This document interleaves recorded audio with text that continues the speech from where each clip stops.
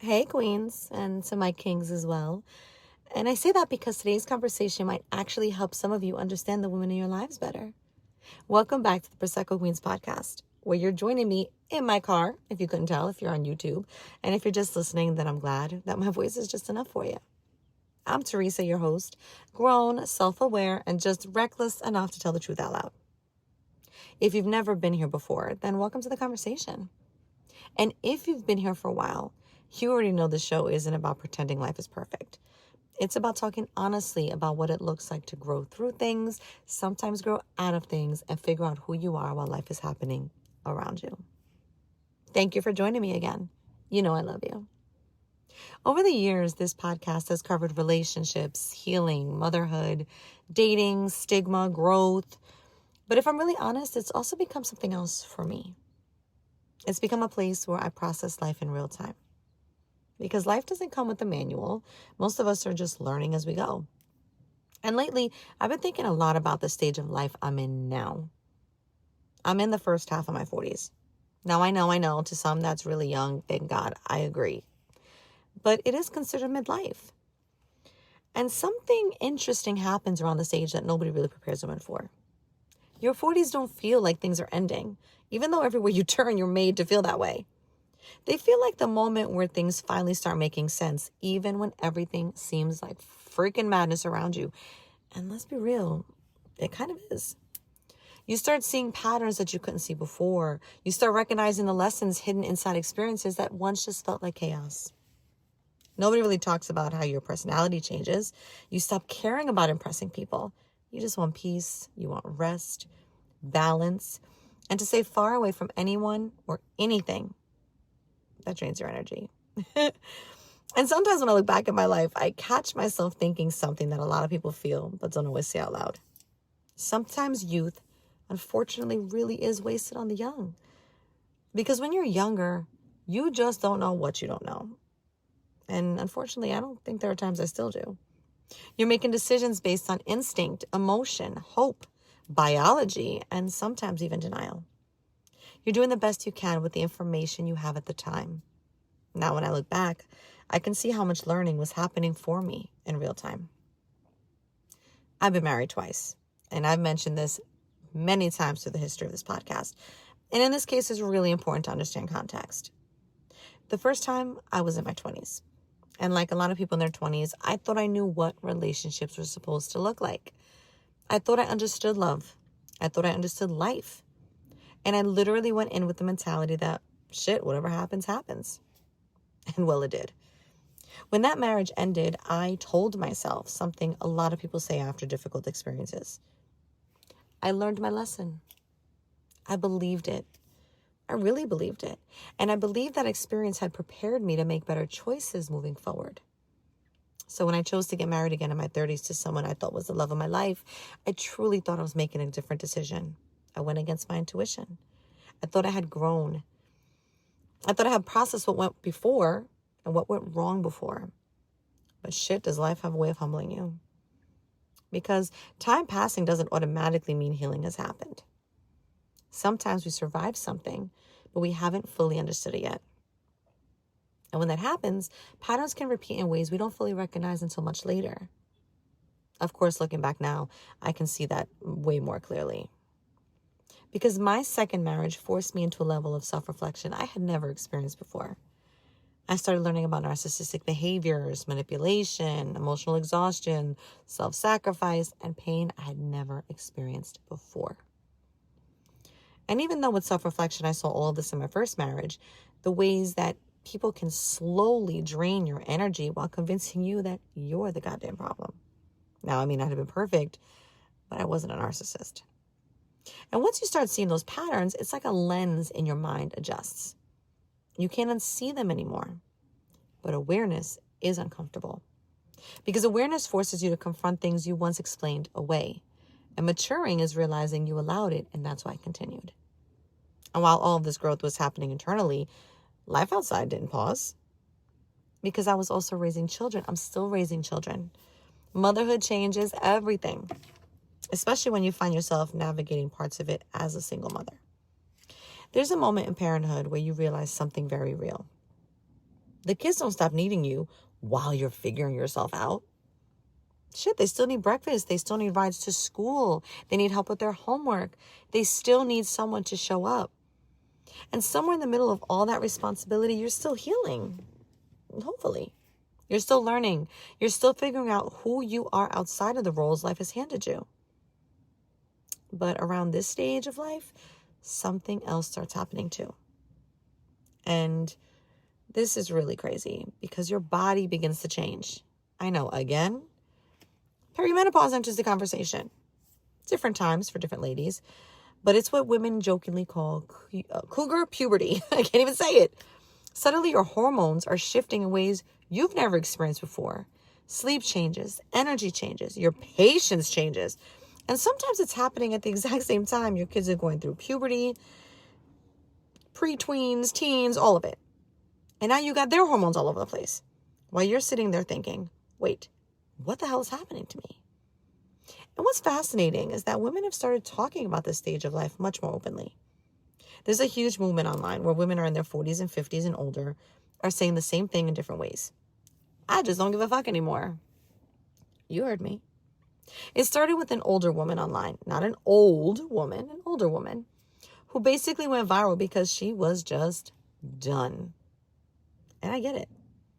Done with the expectations, done with pretending everything was fine, done carrying emotional responsibility for everyone else. And women everywhere recognize themselves in that moment. But what people understand or misunderstand, about that phrase is that it isn't about apathy. It isn't about caring less. It isn't about clarity. It is about clarity. Because somewhere in midlife, you realize something very important. Your energy is finite. And you start becoming intentional about where it goes. You stop arguing with people who are committed to misunderstanding you. You stop trying to fix people who don't want to grow. You stop carrying responsibility for someone else's behavior. And that shift completely frees up space for something else. Awareness. Especially when it comes to your body and your health. Because by the time you reach this stage of your life, your body's been keeping score the entire time. Stress, trauma, sleep, or in my case, the lack thereof, nutrition, movement, all of it. And suddenly health isn't something you can take for granted anymore. This isn't about trying to stop aging, because aging is a blessing and a privilege. But there's a difference between aging by default and aging with self-awareness. Women are finally talking openly about hormones, metabolism, muscle mass, bone density, thyroid health, blood sugar. Things that were barely discussed when many of us were growing up, and definitely not in generations before. And what's powerful about this movement is that women are educating each other, sharing knowledge, sharing experiences, helping each other understand our bodies better with facts instead of folklore. See, when you understand your body better, something else happens too. And this is interesting. You start understanding your life better. And somewhere in the middle of all those realizations, there's another layer to all of this that I did not fully understand until recently. And that's the way anxiety evolves as we get older. I've talked openly on this podcast about struggling with anxiety since I was a young teenager. It's something I've learned to manage, something I've worked through in different stages of my life. Sometimes it's been a lot worse than others. And it's serious health anxiety. But what surprised me is that anxiety doesn't always disappear as you grow. Sometimes it just changes shape. Sometimes it shows up in places you don't even realize it lived. I actually had one of those moments recently. See, I had to go in for one of those biometric scans through work. It was voluntary, but I did it anyway. You know, the kind where they take your numbers, check your blood work, your basic health markers, all of that. And my numbers, thank God, are normally really good. I check at least twice a year, and I'm blessed every time, and I hope it always stays that way. But the night before, I found myself talking to my daughter and feeling this weird anxiety I hadn't experienced before. And shit, it hit me. It wasn't anxiety about the results. It was anxiety about perception. Because I've spent a lot of my life in a body that people make assumptions about. I've always been a thicker girl. I'm only 5'2". So even when I'm skinny, I'm still thick. That's just my body type. And I realized in that moment that part of my anxiety came from this feeling that people look at me and automatically assume things. And this is from experience, not just my imagination. They assume I must not eat well. They assume I must not work out. they assume I must not take care of myself. And well, the reality is that for most of my life, I do take care of myself. I have my moments here and there and my vices, of course, but I eat well most of the time. I work out regularly, sometimes more than others. I take my supplements, and I try to be mindful about my health as best as I can. But somewhere along the way, I realized I've spent a lot of energy defending that, defending my body, defending my work, defending my choices, defending my emotions, defending a lot of things, including my intelligence, my thoughts, and my life. And I had a realization. I'm tired of defending myself. Not completely in an angry way, but in an honest way. Because part of growing older is recognizing that people will always have perceptions of you that have absolutely nothing to do with their reality. And if you spend your entire life trying to correct every one of those perceptions, you will seriously exhaust yourself. That doesn't mean we stop taking care of ourselves. It doesn't mean we stop striving to be healthy, strong, and present in our lives. Actually, if anything, it means the opposite. We take care of ourselves because we value ourselves, not because we feel the need to prove something to literally anyone else. And it also reminds us of something important. As women, especially in midlife, we have to be careful not to internalize every expectation the world places on us. Our bodies change. We're not little girls. Our priorities change. Obviously, our awareness changes. And sometimes anxiety will show up in ways we didn't expect. But that also gives us an opportunity. It gives us an opportunity to ask ourselves a whole different question. Where is my energy actually needed and valued? Because if I'm spending my energy defending my body, defending my choices, defending my freaking existence, then that's energy I'm not putting toward the things that truly matter. My health, my family, my growth, and my peace. I started seeing it show up in other part of my life too, like work, for example. Because it's not just in relationships where we feel like we have to prove ourselves. It shows up in our everyday careers too. And honestly, I don't even consider what I do my career. I just fell into it. A lot of us were raised with this very old school mindset about work. You keep your head down. You work hard. You stay loyal. You don't complain. You stay grateful. You don't question things. You just do what you're supposed to do. And for a long time, I did exactly that. I kind of still do. I built this career or this living, this set of skills. I've shown up and I've shown out. I handle my responsibilities. I do what needs to be done. I handle my business. But somewhere along the way, something just wasn't working. I was also constantly, again, defending myself, defending my work ethic, defending my decisions, defending my personality, defending my knowledge. And as usual, defending my tone and defending my presence in rooms I had every right to be in. So when you really think about that, it's fucking exhausting. Because now it's not just about doing your job. It's about managing how people perceive you while you're doing it. And I think a lot of women experience this in very different ways. You're either seen literally as too much or not enough. You're too strong, too emotional, too quiet, too opinionated. And at some point you realize no matter what you do, someone is going to have a fucking opinion or a judgment. And if you spend your life trying to adjust yourself to fit every perception, you lose yourself in the process. That serious shift hit me fairly recently. And that's where it kind of got a little interesting. The same way I stopped trying to fix people in the relationships, I stopped trying to constantly prove myself in spaces where I had already earned my place. That doesn't mean I stopped caring about my work. It sure as hell doesn't mean I stopped showing up or doing my job well. If anything, I take more pride in what I do now. But I'm no longer attaching my worth to how other people interpret it. And I damn sure will not be killing myself anymore. There's a difference between being held accountable and constantly feeling like you have to justify every bit of your existence. And I'm not doing that anymore at all. Somewhere in the middle of all of these realizations, life changes, crazy transitions, and possibly tightening your circle, another truth becomes clearer. I've truly noticed that the role of intimacy in your life changes too. And not just intimacy in the romantic sense, but physical touch, connection, being close to another human being in a way that feels meaningful. And sometimes not having that can be lonely sometimes. Because one of the strange contradictions of being a woman in your 40s is that physically your body can sometimes feel like a teenager again. And I don't just mean the stinkiness and the night sweats. I mean, you're randy like a teenager again. Your senses are heightened, your hormones are shifting, and suddenly you're reminded that physical connection matters. But emotionally, you're also not the same person you were when you were younger.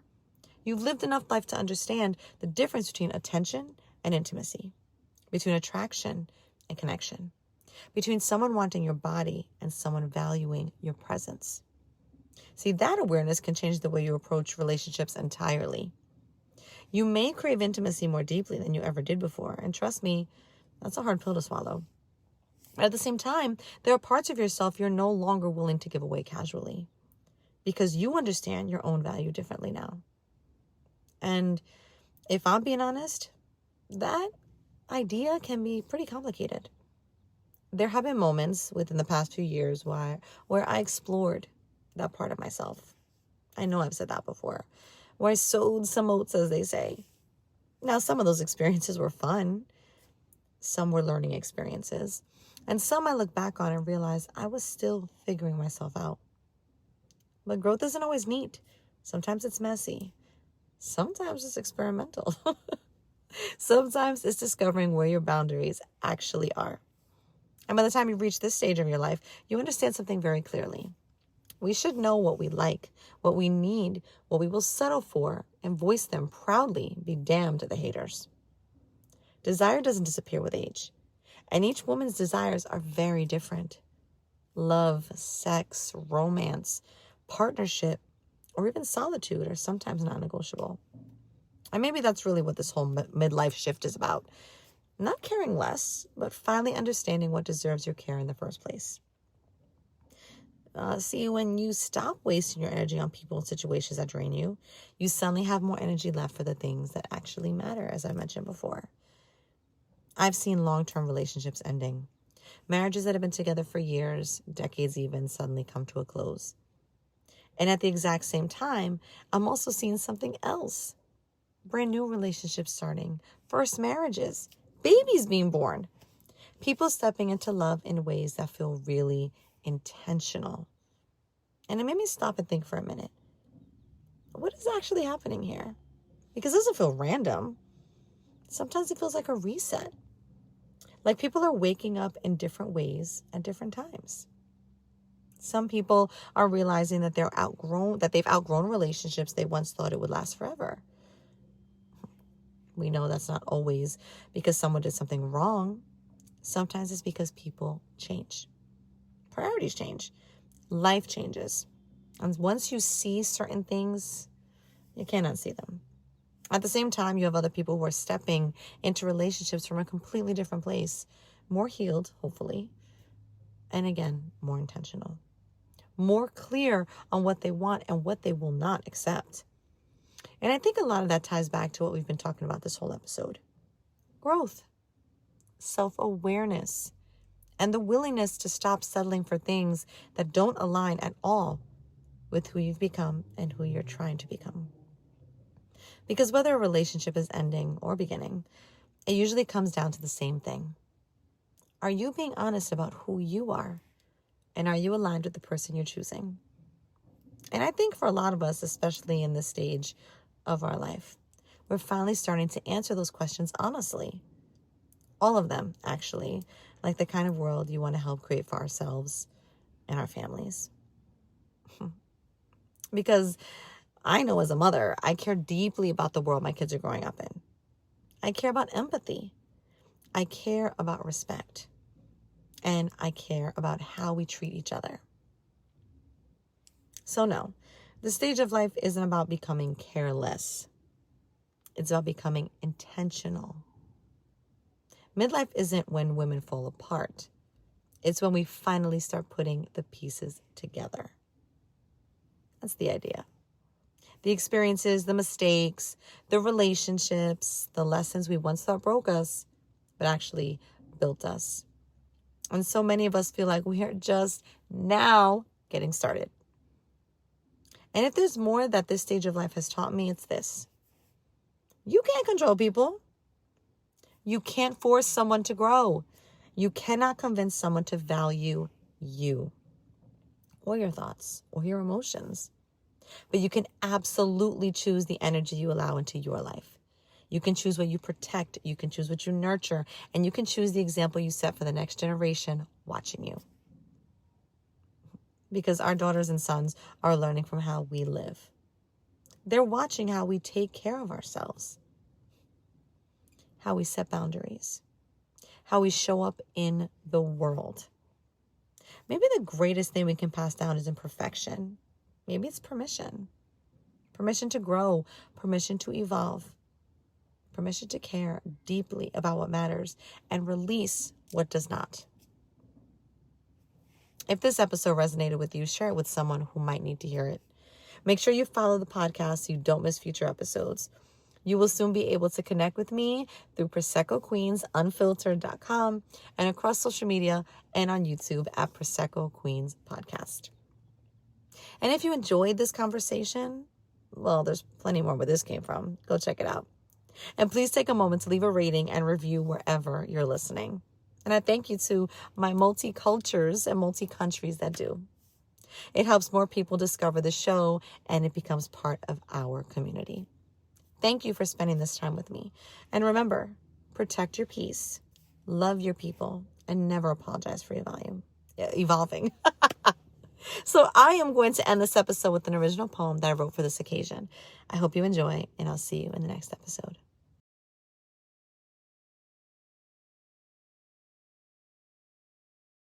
I don't argue like I used to. I invoice peace now. My silence got expensive. My energy, premium now. I used to chase explanations, beg for clarity, beg for truth. Now I let confusion sit lonely. That's not a young girl's move. But don't get it twisted. I have moments I backslide too. Start reaching for old patterns, forgetting what I already grew through. I catch myself mid-chase, mid-text I shouldn't send. Then I pause, breathe, reset, and come back to myself again. See, I done cried full glam, makeup smudging, heartbreaking in HD. Now I blink once, fix my crown, and charge it to emotional maturity. I don't got time for almost, for kind of, for let's see. Either you stand 10 toes in my life or you make space, respectfully. And baby, I'm not bitter. I just finally see clear. When you stop giving a fuck, you start loving it here. My standards got higher. I don't water myself down just to help somebody else grow. Nah. I'm wine-aged wisdom with the Bronx side twist. Sweet when I want, but shit, don't play with this. Quick tongue, sharp edge, still soft when I choose. But I don't beg for attention. I decide who I amuse. I flirt different now, with boundaries, with grace, with the "you're lucky you're here" written all over my face. And if I walk away, understand it's not loss, it's by design. Because what's meant for me won't require me to shrink to fit your line. So here's to the woman and the women who stop explaining their worth, who learn that no is a sentence and peace is the real freaking rebirth. We're not cold, we're just finally free. And the sexiest thing about 43 is realizing nobody's coming to save me, and I never needed them to be. Peace.